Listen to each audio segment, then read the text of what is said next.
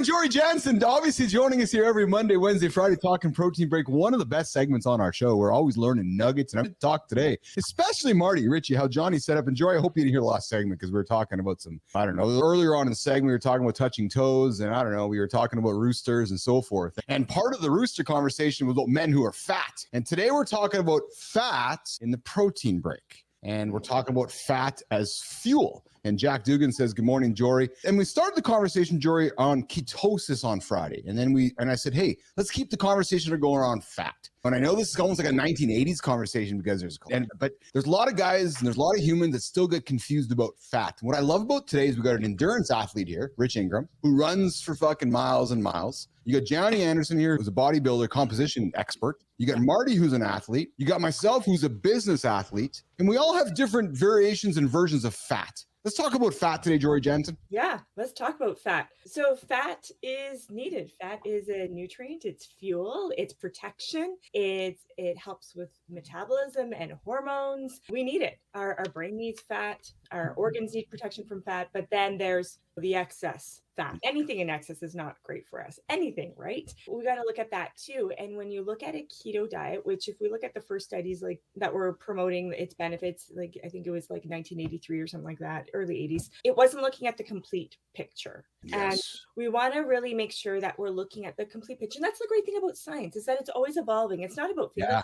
It's about let's evolve. And so I really think that we can look at fat is a nutrient. It helps us feel fuller longer. It helps texture and taste of food. Absolutely. But if we're going to look at a ketogenic diet, then we need to also look at the individual and the individual that might have some genetics that lead to high cholesterol or an imbalance of there's LDL and HDL. LDL, we in the nutrition geek world would call it lousy cholesterol, so the bad cholesterol, and HDL is the happy cholesterol, the good cholesterol. Oh. So we have our little geek out acronyms for things, but it helps us remember like fat is still necessary, but we want to keep the lousy down and keep the happy up. And how do we do that? And through good nutrition, through exercise, through sleep, all that kind of stuff. Genetics we can't necessarily change, but we can impact. And so we can switch things on and off based on how we're living our lives. And so looking at fat in terms of what's heart healthy, our happy fats would be things that are unsaturated fat. Yeah. Fancy word for heart healthy fats, things like nuts, seeds, avocados, olive oil, all of those sort of things are really heart healthy. They're still gram for gram the same amount of calories as a saturated fat. Saturated fat in high amounts is in animal fats. And those tend to not be heart healthy, right? So we don't have to eliminate, but we do need to reduce. Anthony. Hey, Johnny, do you and Richie, you guys train? Jory's talking about fats. And Johnny, you've talked about training an elite athlete who swims and Richie who runs for days on end. Jory, can both these guys just fuel on fat altogether? They can. Depends on the outcome you want. Lena, it's not for Richie. And Johnny has a good example too, where he's been training a swimmer who I think, Johnny, correct me if I'm wrong, you've no carbohydrates, right? You just fueled them completely on fat. Am I correct, Johnny? And this weekend, he actually broke a record he swam, and he was towing his wife in a canoe. He swam 6 kilometers in 31.8 degree water. Whoa. Yeah, no, and his super fuel is coconut oil. Oh, no kidding. So let's go there. Because that's part of when I teach is everybody has their superfoods. Like perfect example, I'll digest an avocado fast and it's boom. Some people, it's rare, but I've had clients that will test what's going to digest the best for them. Sometimes too much coconut oil gives people the shits. Yeah. I've found like for me, avocado is going to be that's my super fat. Avocado oil, not so much, but I've had clients where it was the other way around. And we test this by, obviously it's a long-term scenario, but we see when they're digesting efficiently, when they get hungry, we rotate fats through, they're getting hungrier faster with a regular basis. That means their body's having an easier time converting that into fuel. And so there's a lot to it, but it has to be someone that's really committed to find out what their superfoods are. But yeah, this dude in Iceland, granted, he had all sorts of issues that were processed food and carbohydrate based. The doctors hadn't been able to figure it out. He wasn't sleeping, and I got him straightened out. He started sleeping like a baby, and his endurance shot. He's also an MMA fighter. He started swimming for the conditioning part of it. And so as we got him straightened out, he really started to realize he was just a savage with swimming in this cold water. And now he's like all over the news. He's getting ready to be the first person to ever swim the English Channel. Huh, no kidding. Jory, when you hear that, what comes to mind with you when you hear this elite athlete just powering with coconut oil and so forth? Yeah, I don't think that we can ever limit to one thing, for Yeah. sure. Yeah. There's going to be a lot going on.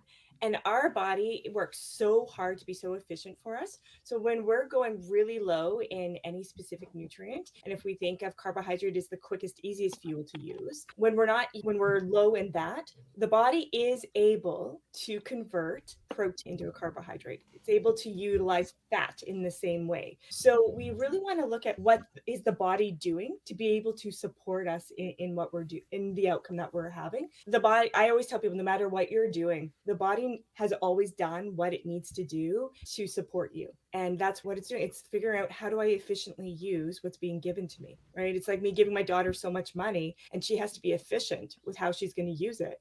And so she can adapt to, this is what I'm getting on a regular basis. So now I know how to use my funds so I don't run out too soon. And that's what the body is going to do. And it's just the science of how we're made up. And the types of fats, though, you are right. Like, the types of fats do matter. MCT, so the medium chain triglycerides, those types of fats do break down and utilized more efficiently, quickly, but they take longer, right? It's still a longer source to get to than a carbohydrate source. And you can train your gut, you can be efficient with how you're going to support it.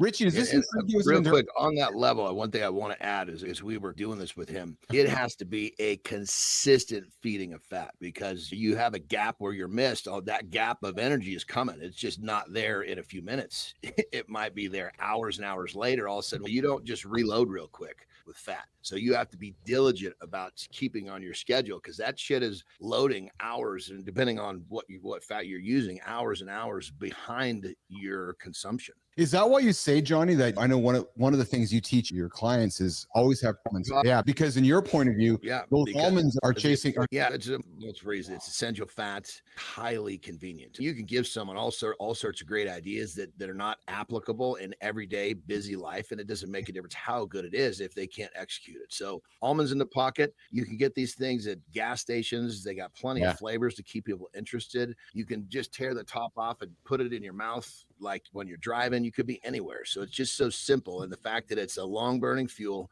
and it's an essential fat, it's just okay with the limitations we have. That just seems to work out so well. Richie, when you hear Jory and Jonny talking about fats, and I know, again, you fuel for endurance, does this make you nervous going, I want to try fueling myself with fats, or you're all about carbohydrates and that's what works for me? Or have you tried this method, Richie, or talk to us a little bit about this? No, so I think it's a balance. There's some elite athletes out there that have low carb diets. And when I say elite athletes, I'm talking just endurance. We're talking ultra marathon. Yes. And so what happens is, the way that you can train for this is your body starts to optimize how it burns at 90 to 120 minutes in an aerobic state. And so what that means is you start burning fat more efficiently in this aerobic state. So fat is very important. Now, what you need to continue fueling once you get 12 hours, 14 hours into the fight, that's where carbs I look at are like gasoline. They're quick burning, whereas fat is like the bank.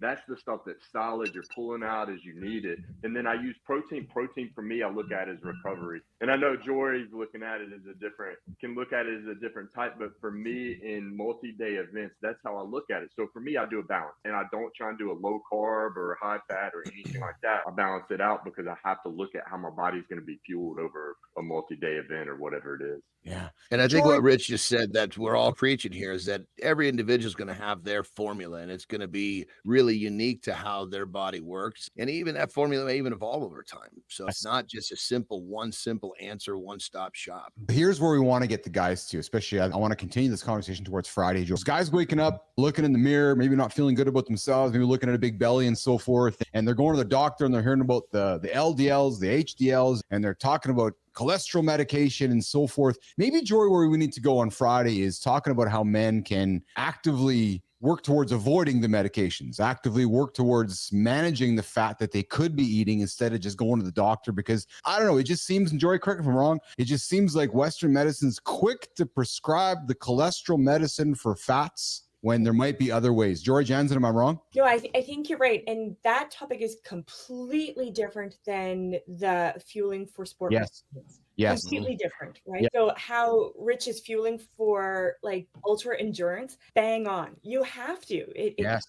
If you're going for that hill sprint, you need those quick carbs to get you going. You possibly a combination of carbs and caffeine kick, right? So that type of fueling is completely different than when you're looking at phase or periodization of body composition or changing blood levels. Completely different conversation, absolutely. So but let's keep having it though, because our audience are those guys that want to be like Rich or want to be like Jonny or want to be like Marty and don't want to be like me. And they're going, I want to be an athlete or I want to lose some weight. And I'm here and I'm still confused by the fact, because it is confusing. I think it's still, I don't know. It still seems confusing in 2024, Jory, every now and then. When you hear science on Monday, you hear science on Friday, you talk to a friend on Saturday and you're like, okay, what the fuck do I believe now? You know what I mean? It's just, and like you said, it's always changing, right? So let's continue the conversation, Jory. What do you think? I think we can. Absolutely. So much to talk about. It really is. Yeah. Jory Janson joining us Monday, Wednesday, Friday with the protein break. Always dropping nuggets, guys.